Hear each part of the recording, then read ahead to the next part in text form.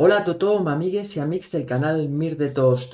Vinc amb un nou vídeo d'aquesta sèrie que no vol ser tan informativa. Això ho vaig explicar molt millor en el primer vídeo que vaig fer, així que us deixo mirar, escoltar la introducció d'aquest primer vídeo. Per fer un resum, serien vídeos on parlo de les polèmiques, informacions i coses que van sortint. De fet, aquests vídeos els he titulat parlant de videojocs, informacions, debats i polèmiques, crec. És el títol que he trobat. No sé si és el millor, però sempre em podeu ajudar i potser cap dia canvio. I ho he fet igual que quan dic a quins videojocs he jugat, que és l'altra seria una mica també, però més personal, dels videojocs als quals jugo i que sento i perquè m'agraden i tot això. Doncs he fet el mateix. El títol i número 1, doncs en aquest cas serà el número 2. I com dic, no faré una introducció molt llarga, intento evitar aquesta, potser, mala costum que tinc de fer introduccions massa llargues i que crec que a molta gent es tira enrere. Així que comencem a parlar una mica del tema. Aquestes últimes setmanes he estat escoltant i, bueno, com veieu, de fet, deixeu-me ficar i ho fico en gran perquè es vegi millor. El tràiler no és molt llarg. Crimson Desert, no? Hi ha moltíssima gent que l'està jugant, aquest videojoc ara mateix. Jo no l'he jugat, no el tinc, us ho dic clarament, així que no puc donar la meva opinió de què em sembla. Només pel que llegeixo es veu que és un videojoc molt bo, que està agradant moltíssim i que també té les seves polèmiques, no? Que si els gràfics no són tan bons, que si paper cartó, hi ha gent que diu que són molt bons, hi ha la gent sobretot que diu que la història és molt dolenta. Aquest és el segon vídeo, també mirem-lo.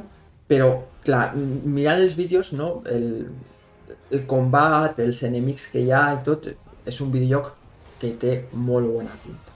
Però com dic, jo no l'he jugat, no vull entrar en aquesta polèmica. Jo crec que Crimson Desert era un videojoc creat per ser jugat en multijugador per internet, com era el seu predecessor, Black Desert, que de fet la mateixa editora diu que Black Desert, perquè hi ha polèmica de que si es deixarà córrer, que si no, es veu que és qui li està donant moltíssims diners encara, Black Desert, que és un joc com Crimson Desert, només que aquest sí que és multijugador, només es pot jugar multijugador, i té un molt bon seguiment, amb unes polèmiques aquests últims mesos, però que no el conec molt bé, així que no parlaré d'això. Però Crimson Desert sortia per ser com una continuació o un joc diferent en multijugador i finalment es va decidir també per aquesta crisi, no? Una mica dels videojocs multijugador que està havent, no? Que ja no té tant seguiment.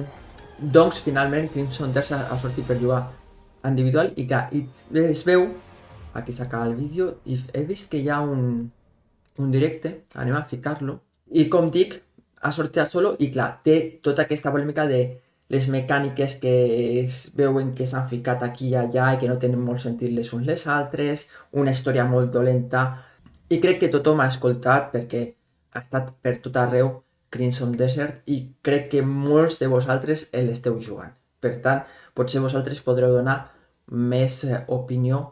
Jo amb aquest vídeo avui el que vull reflexionar més és que Crimson Desert entra dintre d'aquesta mena de videojocs on l'història no té tanta importància i sí que té més importància totes les mecàniques, funcions, que el que intenten és un mode immersiu en un món. I en aquests videojocs sobretot trobem els videojocs de supervivència i d'exploració. I és el que a mi avui m'agradaria compartir amb vosaltres en aquest vídeo. Dir-vos que això que proposa Crimson Desert no és nou, que aquest videojoc potser el proposa perquè ve d'un altre món, que de fet aquest altre món, que és els multijugadors, no és res nou. Van vindre d'una evolució del que es proposava en els videojocs cada cop més, no?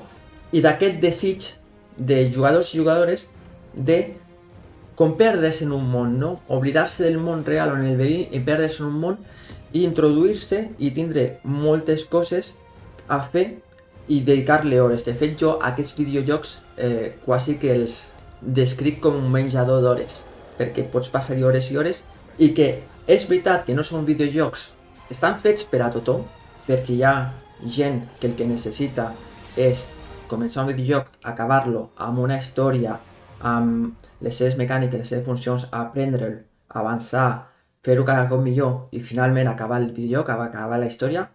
Hi ha moltíssims, tots els videojocs d'acció, per exemple l'Expedition 33, però també tots els RPG, JRPG o RPG occidentals com els Baldur's Gate, els Kingdom Come Deliverance 2, els jocs d'acció com els de Star Wars. Hi ha moltíssims, no?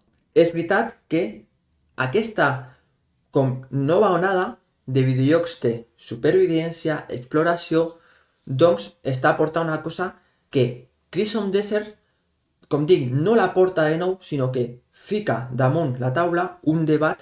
És interessant de parlar i per això faig aquest vídeo. És tan important la història a Crimson Desert? És veritat el que diuen que la història és una merda i que no paga la pena i que llavors fa que el videojoc sigui dolent? Jo crec que dir això és no entendre el que les persones, jugadors i jugadores, estan buscant avui en dia i que algunes editores, desenvolupadores i indústria del videojoc sí que ho estan veient. Pot ser un cansament d'aquest model del multijugador i reviure el que és el món de la supervivència, un món immersiu per a jugadors en individual, però que també proposen una part de multijugador. I Crimson Desert, com està tenint tant d'èxit, perquè veieu que realment té un 86% de positius de 41.000. Està sent molt jugat. Només, clar, la seva sortida i també d'on ve, no?, amb Black Desert i que era tota la polèmica que ja he explicat, no?, de que s'estava creant per multijugador, es passa a un videojoc en individual, doncs només ha posat sobre la taula això. Abans de continuar, crec que és molt important explicar o donar jo una definició de què és un joc de supervivència, que és un joc d'exploració, i a veure si tots estem d'acord, i si no ho esteu, ho diu als comentaris, sisplau. I per donar aquestes definicions he entrat a No Man's Sky perquè crec que és el típic joc d'exploració, tot i que també és un joc de supervivència. Donem al play, ho fiquem en gran i donem al play als diferents trailers que hi ha. Un joc de supervivència, per mi la definició és el joc on tu tens el teu personatge en un joc hostil amb uns quants recursos i que a través de visitar un món que normalment és un món obert, el que intenta és crear-se una base on poder sobreviure a través de la recol·lecció de recursos, a través de guanyar experiència, a través també d'una narrativa que no és tan important. Els videojocs d'exploració és més aviat que a través de l'exploració també d'un món obert normalment, el personatge va guanyant en experiència i també va guanyant en recursos per dintre d'una narrativa més aviat rica, avançar dintre aquesta narrativa i avançar dintre de l'exploració d'aquest món obert.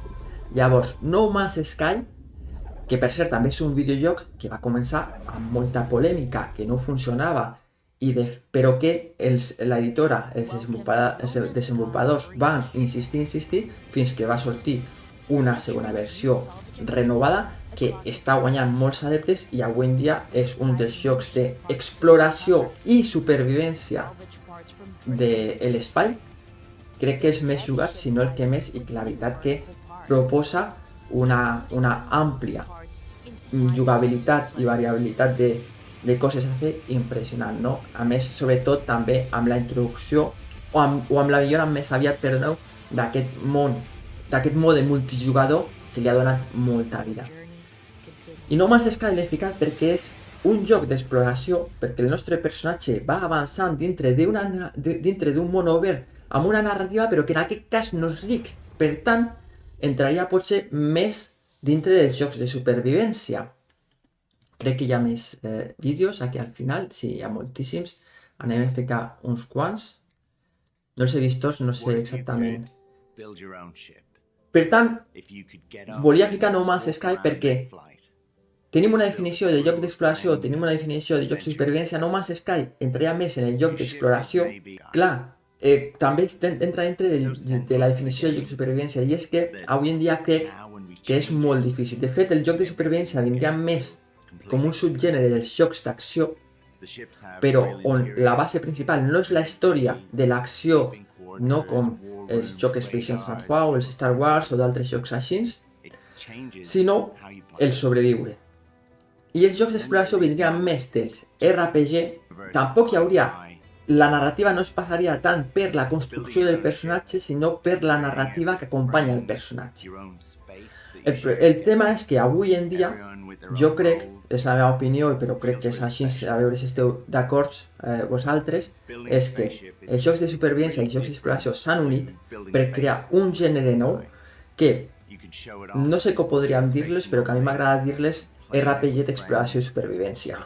Així perquè normalment tenim personatges que són un personatge de rol on ens introduïm a ell, moltes vegades els podem crear, d'altres vegades no els podem crear, però ens immersim en aquest personatge, veiem la seva experiència i guanyem experiència, en habilitats, etc. I per un costat explorem dins una narrativa que de vegades és molt pobre, com sembla ser que està passant amb Crimson Desert, com és amb No Man's Sky, com és dels altres videojocs que ara us mostraré, i per tant la part de supervivència on recolectar recursos, construir-se una base i totes aquestes coses agafen molta més importància. Per exemple, tenim Project Zomboid. Project Zomboid és el clar exemple d'un joc de supervivència. Comencem en un indret, sense res, perdoneu, fico... Per cert que de Project Zomboid tinc uns quants vídeos al canal, és veritat que són dels primers vídeos que vaig fer, per tant, potser no massa ben fets, a nivell de qualitat audiovisual, etc. no és molt bo, però tinc uns quants, desitjant que s'acabi ja la construcció de la Build 42 per fer una partida i fer vídeos, perquè és un joc que m'agrada moltíssim. I Project Zomboid és això, no? El típic joc de supervivència. Trobes en un indret, sense res, has de començar a crear la teva base, recursos, etc. Però també tot això ho fas a través de l'exploració i l'acompanyament del teu personatge perquè vagi augmentant en les seves habilitats, en les seves característiques, però on la narrativa no té cap importància. És veritat que amb el Build 43 li volen ficar més narrativa. Amb el Build 42 és un aprofundiment de, sobretot el que és l'artesania, la supervivència i tot això, i amb el Build 43 entrarà una mica més la part de la narrativa, no? Dels personatges no jugadors i tot això que donarà com una narrativa més important, unint el que dic de jocs de supervivència i jocs d'exploració, en aquest RPG de supervivència i exploració que a mi m'agrada dir. Però Project Zomboid és el típic exemple d'un joc de supervivència amb molt d'èxit, i sobretot també un joc de supervivència amb molt d'èxit perquè tant jugant individual com jugar en els diferents servidors en multijugador està molt bé. I de fet Project Zomboid és un dels jocs, i de fet diria fins i tot que és el millor joc de zombis i també de supervivència que existeix, perquè a més de ser uns dels més antics, aquí posa 2013, però crec que fins i tot 2010-2011, no? Això és quan va ser en Steam, molt ben puntuat, que té una quantitat enorme de jugadors, com veieu encara en accés obert, no? Ja des de fa 13, 15, 16 anys. És per mi el clar exemple de un joc de supervivència que ha tingut molt èxit perquè ha sapigut entendre el que les jugadors i jugadores necessitaven. Amb la introducció del multijugador, amb donar una part molt important a la supervivència i sobretot també el treure l'importància a la narrativa, però que aquesta narrativa que s'introduirà i que es millorarà amb el Build 43 estigui allà amb un lore, però que te la construeixis tu mateix. El Project Zomboid cadascú juga com vol.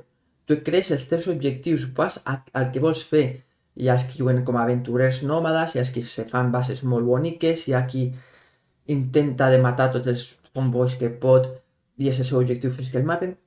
El que vulguis. I a més també una característica que m'he oblidat molt important de tots aquests videojocs és que són sandbox. Quasi tots tenen una manera de jugar, una possibilitat que és la sandbox, on tu també estries la teva dificultat, el que vols que aparegui més, el que menys, i Project Zomboid és el que exemple de tot això perquè ho té tot. I Project Zomboid potser va ser un pioner, i potser ara m'equivoco i m'oblido i segurament els que porteu més temps en el món dels videojocs em podeu dir d'altres exemples que existeixen que jo ara m'he oblidat de dir, però han anat apareguent aquests videojocs, fico també el tràiler, aquests videojocs de supervivència com The Long Dark. The Long Dark és un videojoc de supervivència que està en un món on està tot gelat i hem de sobreviure, creat per una editora indie també, com The Project Zomboid. Aquest mode de supervivència, no? Et trobes en un indret, en un lloc on no tens res, on has de començar a fer la teva base, els teus recursos, anar millorant, intentar sobreviure el primer temps, i un cop que ja has aconseguit això, ja sobreviure més tard també. Tens la part d'exploració on, explorant, vas creant una narrativa que et crees tu mateix. Però, a més, The Long Dark el que ha aconseguit també amb la part d'història és introduir-nos també una narrativa dintre d'aquest videojoc que crea el lore necessari perquè la gent s'immerseixi i pugui jugar d'una manera, no diguem més fàcil, però sí això, amb més immersió, més fàcil, diguem, d'introduir-se, d'entendre què és el món, què és el que ens proposen, i per tant tu quan jugues en el mode de supervivència sandbox, fer la teva partida d'una manera més fàcil per crear-te la teva narrativa, els teus objectius, i això és el que jo diria una de les grandeses d'aquests videojocs. A més, videojocs que han creat una comunitat molt forta, jo fins i tot m'atreveria a dir que es converteixen quasi en videojocs de culte. Project Zomboid, crec que estareu tothom d'acord amb mi, és un videojoc de culte. The Long Dark, per cert, videojoc que feia uns quants anys que seguia. He aprofitat ara les rebaixes per comprar-lo i que estic començant a jugar. Us parlaré una mica més en el vídeo de a quins vídeos he jugat. Ara s'ha acabat.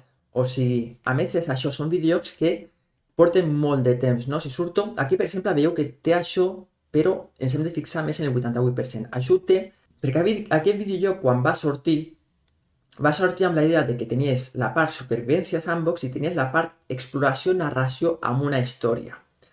Donant-nos, com dic de nou, aquests videojocs on es barregen les dues definicions per donar-nos un producte complet i que atreu a moltíssima gent. De fet, jo crec que el gran encert de The Long Dark era donar-nos un videojoc de supervivència típic on tu et crees la teva narrativa o on has de buscar recursos, sobreviure en aquest món immersiu, però la part de narració. La part de narració, que és el Wintermute, no sé si ho dic bé, ha anat sortint a poc. Devien ser 5 episodis i es veu que ha trigat moltíssim, 9 anys. El 5è ha sortit.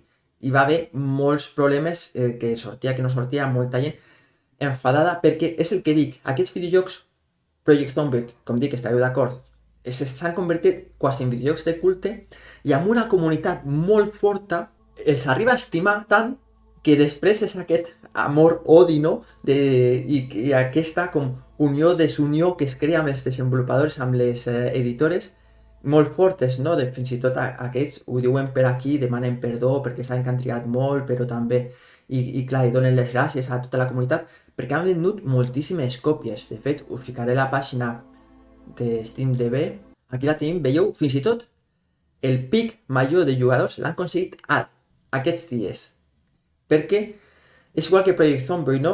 Ho comencen uns quants friquis o pioners, podríem dir, a jugar, es va creant, es va dir és molt bo, es va creant un culte i al final acaben atraient molts altres jugadors. Jo, com dic, és un videojoc que el segueixo després d'uns anys, però no fa molts tampoc, potser 3-4 anys, i me l'he comprat fa poc, amb una oferta molt bona, que de fet fins i tot de vegades et dius, ostres, em fa fins i tot cosa de comprar un joc tan complet, que s'han passat tants anys, que molta gent ha participat en els seus diners, jo ara comprar-lo és que l'he comprat sense, ja clar, amb tota la història tot, per 3 euros. I ara el jugaré, i ja us dic que és un videojoc molt bo.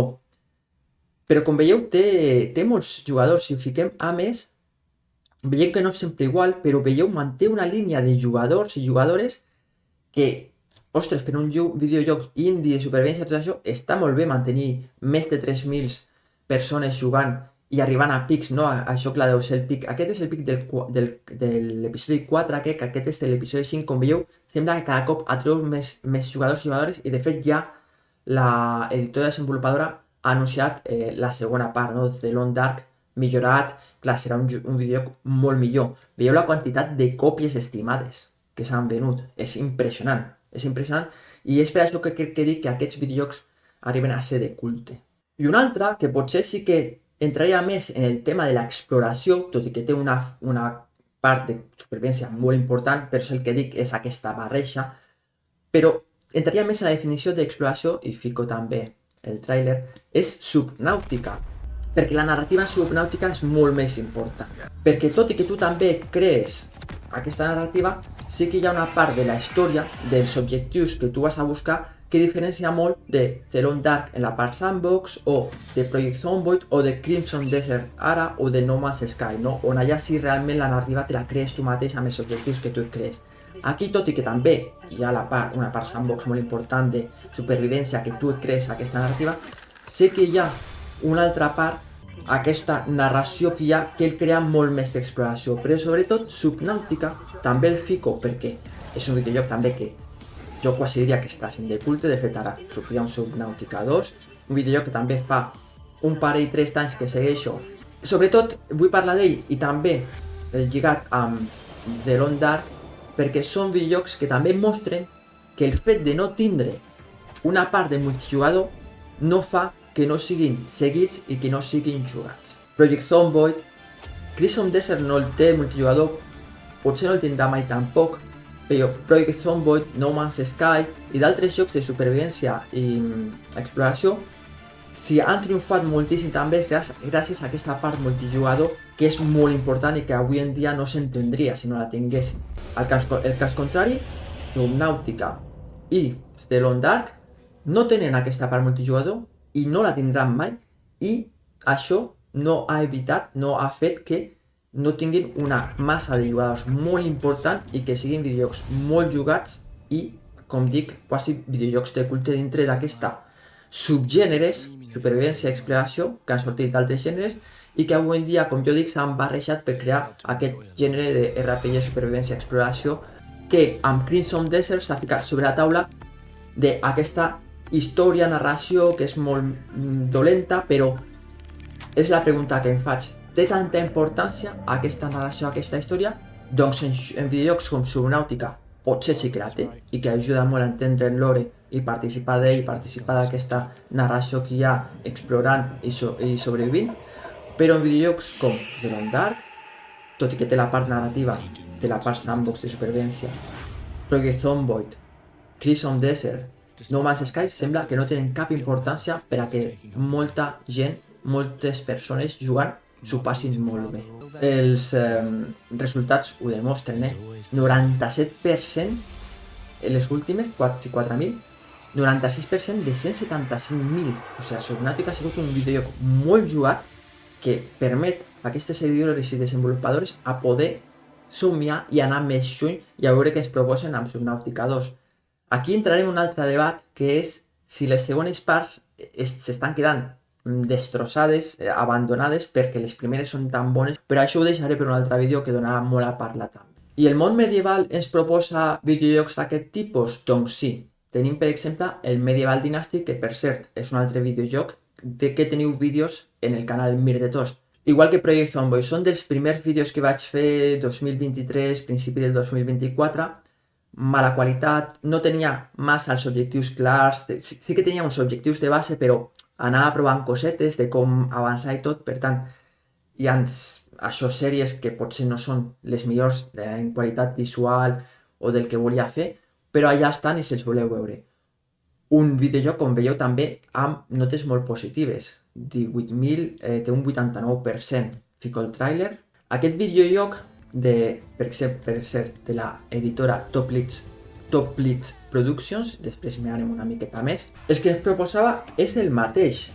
És una narrativa molt dolenta. De fet, quan jo el vaig comprar només era la versió 1 on només tenies un mapa, on hi havia una mica una narració amb un personatge que no podies crear. Sí que li podies donar una mica de forma, si no recordo malament, però no podies crear. Començant aquesta narració, aquesta història, l'objectiu final, perquè a més un cop que te'l passaves ja estava, i que com dic era bastant dolenta, era més aviat per aprendre a jugar. Després el que anaves creant és que esteu veient una mica en el vídeo, és crear-te la teva base, el teu poble amb els teus personatges i sobreviure. Llavors tenies aquesta part d'exploració amb la narració, d'anar explorant un món no molt gran, amb els seus pobles, la seva vida, i la part de supervivència on al final el que consisteix en Medieval Dynasty és anar creant el teu poble amb els teus personatges que viuen, o sigui, els teus personatges no jugadors que viuen amb tu, que els vas reclutant, i sobretot també el que introduïa és aquesta part de dinastia, no? Podies casar-te, podies tindre fills, infants, i seguir amb la teva dinastia, tot i que la partida tardia, el late game, no és que sigués molt bo, i de fet he vist pocs vídeos on estiguin jugant amb els infants ja, sobretot la vida d'un personatge, però s'està convertint en videojocs també molt jugats. Si mirem la seva pàgina, té un pic de 31.000, aquí es mou entre els 1.700 i 4.000, però per això podem dir que són 4.700 jugadors a les 24 hores. Si anem una mica més lluny, veiem que té pics, no? Quantes sortides. La veritat que té una base de jugadors i jugadores molt important també. I això no té cap altra explicació de que jo crec que cada cop moltes més persones busquen en els videojocs una forma d'entrar en una immersió d'una vida que és diferent a la que ells viuen. Sigui en un moment medieval, sigui en un moment de l'espai, d'exploració de l'espai, siguin en històries com Subnautica o Zero Dark o Crimson Desert de fantasia. I com dic, entrar en el món medieval tenim molts exemples.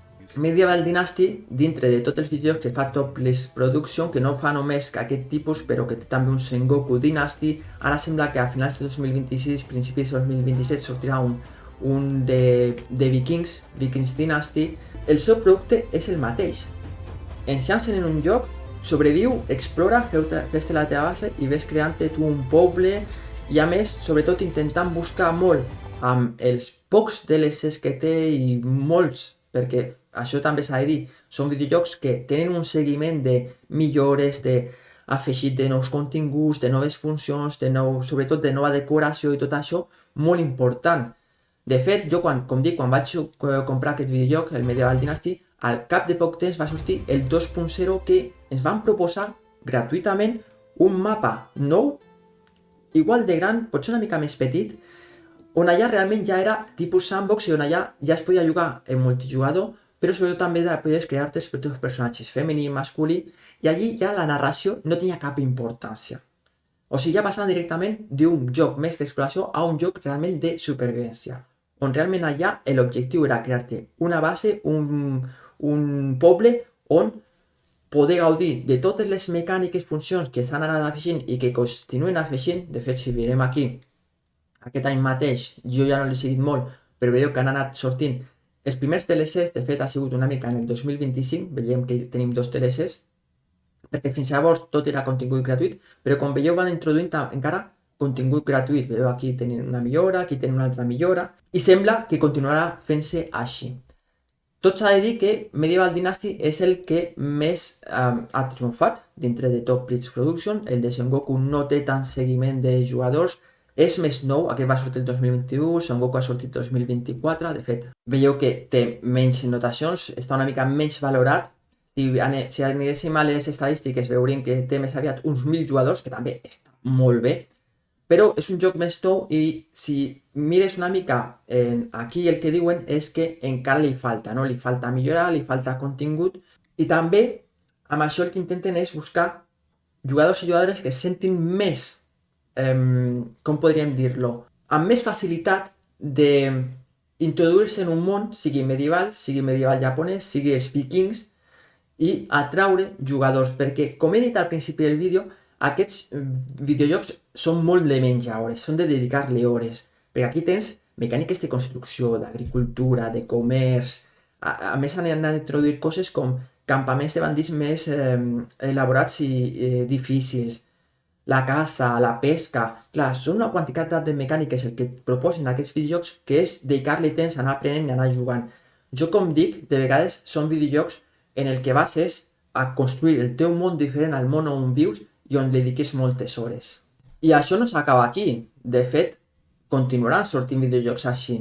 Per exemple, tenim aquest d'aquí, King's Tribe, crec que es pronuncia, un videojoc de l'editora Hooded Horse, que algun dia farem un vídeo sobre aquesta editora, que a mi m'està agradant molt com treballen, els videojocs que estan editant, editora indie que treballa amb desenvolupadors indies, Old War, Manor Lords, Clanfall, Norfolk, Terra Invicta, o sigui, molts videojocs d'estratègia, supervivència, exploració, RPG, molt bons, City Builders, i fa poc es va anunciar que editarien Kingstrive, i Kingstrive és un videojoc medieval que el que ens proposen és el mateix, és un videojoc sandbox on et deixen en un món immersiu i tu t'has de crear la teva narrativa. No sembla ser, i aquí ho diuen, per exemple, no, món obert no lineal, no sembla ser que tingui una història. Tu mateix te l'escriuràs vivint en un món, en aquest cas és el segle XII, diuen Germània, seria en el Sacre Imperi Germà. De fet, estaríem dintre, pel que diuen, a veure si ho trobo. Vale, aquí està baix, veieu, segle XIII, o sigui 1200, en aquest període de Gret Internum, que són els períodes que el Sacre Imperi es coneixen com quan no hi ha emperador. En aquest cas deu ser en el període entre el 1250 i el 1300 i algo, que és un període d'uns 50-60 anys on no hi ha emperador, i això és un període molt tumultuós, no? Perquè no hi ha com un ordre, no hi ha com una jerarquia, i clar, a més allà en el Sacre Imperi tens tots els prínceps, ducs, comtes, no, m'imagino fent guerres, per tant, ja ens donen una narració, ens donen un lore, i a partir d'aquí és el que et diuen aquí. Tu crees la teva història, a més crees el teu personatge, vas millorant, el que ja estan creant és el teu camp de mercenaris o el teu castell, no sé, ja veurem. I ara fico de nou, si això ho ficarem en l'altre vídeo, així mateix, on de nou tens la teva part de narració que te crees tu mateix en un món on t'has d'explorar i va avançant el teu personatge, i tens aquesta part de supervivència en un món medieval immersiu on comences des de zero i ja estan creant el teu campament, el teu camí, la teva vida. I com veieu, aquesta nou gènere per mi ja de RPG, supervivència, exploració de videojocs cada cop és més gran, cada cop es proposen més tipus d'immersió, o com el polèmic King's Path, no? Que us vaig parlar en el vídeo anterior de debats, polèmiques, informacions, debats i polèmiques, per tot aquest tema de que sembla que els també són indis, però sembla que el desenvolupador o dos desenvolupadors crec que són bastant incels en les seves comunicacions en xarxes i tot això. En aquest cas és King's Path, serà més aviat en un món de fantasia però inspirat en el Sacre Imperi Romà també. Ens diuen, teniu aquest món, a més ja veurem la talla del mapa, però es veu que serà en tot el que seria Germània, o sigui, pot ser un mapa molt gran. Veurem realment el que ens proposen aquí a nivell de mapa i tot això, però pot ser molt espectacular el mapa. No sé fins on arribarà perquè hem de recordar que és indie. Pot ser millor fer-ho més petit però que estigui bé. Però què dic? Et diuen, et deixen un món immersiu, crea la teva vida. I jo dic, benvingut siga, perquè tot i que em seguirà agradant els videojocs de tipus Kingdom Come Deliverance amb la seva narració, no, realment RPGs clàssics, Baldur's Gate, o sigui, continuaré gaudint, no, també de videojocs d'acció, JRPG, etc. Continuaré gaudint de tindre videojocs de principi a fi amb la seva història, les seves mecàniques i tot això. És veritat que jo em veig, i de fet ho dic, no, amb Theron Dark, era un videojoc que feia uns anys que seguia, que ara estic jugant, l'estic començant per primer cop, i on no sé quantes hores dedicaré perquè són, com dic, menjadores, dedicar-li molt temps. De fet, potser fins i tot em plantejo, com he dit aquesta part de narració, em plantejo potser fer la narrativa, potser dedicar una mica al sandbox de supervivència i ja està, no? 100-150 hores i ja està. Però on tu passes bé i on jo puc arribar a entendre que les persones que li agraden la supervivència s'hi passin milers d'hores. Hi ha qui els agrada més la part de zombis, que li dediquen moltíssimes hores al projecte zombie. Hi ha qui són més supervivents, no? Supervivalistes, que es diuen, no? Que, bueno, en aquest cas és molt allà als Estats Units, Canadà, no? De fet, The Lone Dark són de Canadà, que es creen els seus mons, en les seves paranoies. I hi ha els que ens agrada més el medieval, i jo, aquest, veuré què ens proposen, i jo crec que li dedicaré moltes hores, perquè sí, de vegades el que et ve de gust és tindre el teu món on crees la teva vida i ja està. I si, com dic, aquests subgèneres de supervivència i exploració s'han barrejat, s'han unit i s'estan proposant aquests mons diferents, això no s'acaba aquí, perquè fins i tot estan anant més lluny. Per exemple, tenim Cairn. no sé si ho pronuncio bé, és un joc sortit fa molt poquet, fico el tràiler. Com dic, va més lluny, perquè aquest videojoc podria ser considerat més com un videojoc d'acció. Tens una acció, tens un principi i un final, però està dins un món obert no molt gran, on també has de sobreviure, de fet té moltes mecàniques de supervivència, i també on has d'explorar per a que el teu personatge avanci en aquesta narrativa que es crea, en aquest lore que es crea en aquest videojoc.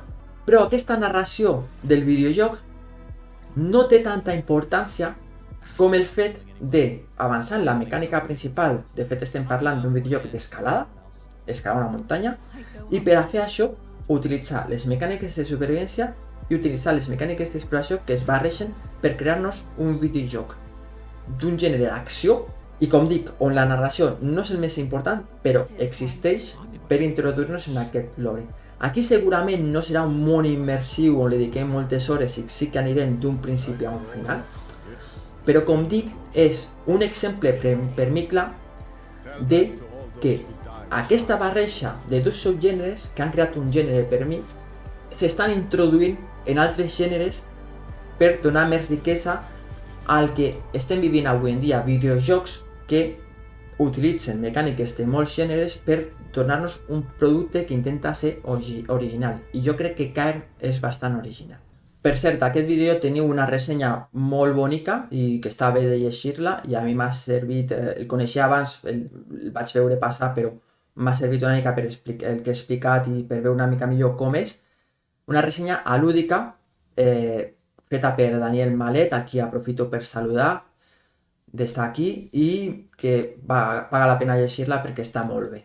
Vinga, i per acabar, i us deixo un dels vídeos de No Man's Sky, que la veritat que és un videojoc molt bo.